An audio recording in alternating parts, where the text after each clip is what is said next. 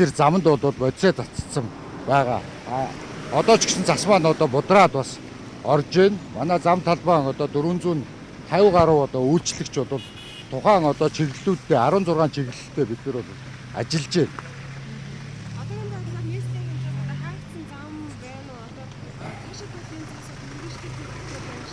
Тий, одоогийн байдлаар нийслэлийн хэмжээнд хаагдсан зам талбай, аслагдсан зам талбай бодис цацах, даваагүйг онгойлох ажилд бол бид маршрутын дагуу болоод ажиллаж байна.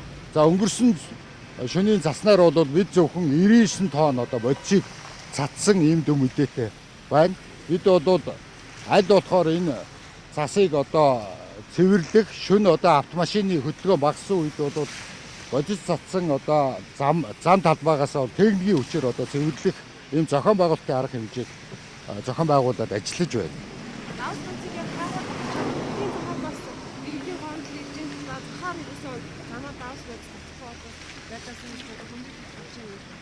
Бид бол нийслэлийн отогчдын газар бол яг 336 км замыг хариуцсан ажилладаг.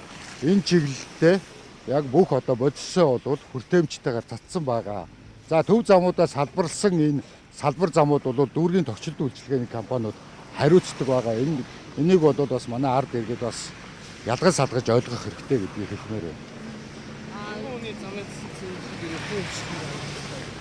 Ер нь бид бол цас орсон энэ жилийн менежмент бол явган хүний замыг л эхэндээ гаргах ийм шинэлэг менежментийг бид нар зохион байгуулж ажиллаж байгаа. Би түрүүн ярьсан энэ 337 км замаа бол бид нар 16 чиглэлд хуваацсан байгаа. 16 чиглэлд болоод одоо зам талбай үйлчлэгч нараа чиглэл тус бүрээр нь тавьсан ийм зохион байгуулалтанд ажиллаж байна.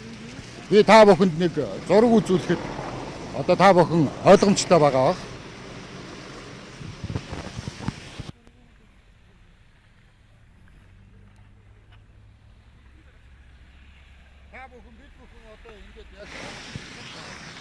Биш энэ 32-ийн уулзуураас зогсож байна тийм ээ. 32 дугаар уулзуураас 7 буудлын хүртэл ингээд чиглэл бодис цацах машин, за ажиллах баригадын хүн хүчний тоо, цасыг одоо тээвэрлэх машин гэдэг ингээд гаргацсан байгаа. 16 чиглэл. Одоо бид бол энэ 32-ийн тойргоос доошоо чигээрээ яваад юу их тэнгэрийн ам хүртэл 6.2 км гэдэг ингээд чиглэл үрээр нь ингээд гаргацсан байгаа. Ийм зохион байгуулалтын ажилтаа байгаа учраас яг тухайн тэр чиглэлд байгаа зам талбай үйлчлэгчнэд тэр байрлалтай явган хүний зам талбайг цэвэрлэх ийм арга хэмжээг авч ажиллаж байна.